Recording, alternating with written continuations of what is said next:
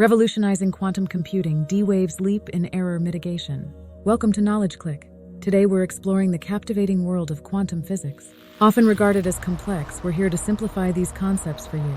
Quantum physics is the branch of science that studies the smallest particles in the universe, like electrons and photons. Unlike classical physics, which explains the world we see, quantum physics describes the bizarre and counterintuitive behaviors at a microscopic scale. Wave-particle duality. Particles can behave both as particles and waves. Quantum superposition. Particles exist in multiple states simultaneously until observed. Heisenberg's uncertainty principle. It's impossible to know both the position and velocity of a particle with absolute certainty. Quantum entanglement. Particles can be interconnected in such a way that the state of one instantly influences the other, regardless of distance. Quantum physics isn't just theoretical.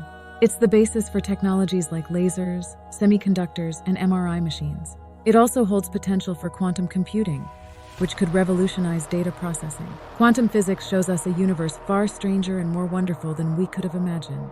Thanks for joining us at Knowledge Click. Don't forget to like, subscribe, and share. Thanks for watching.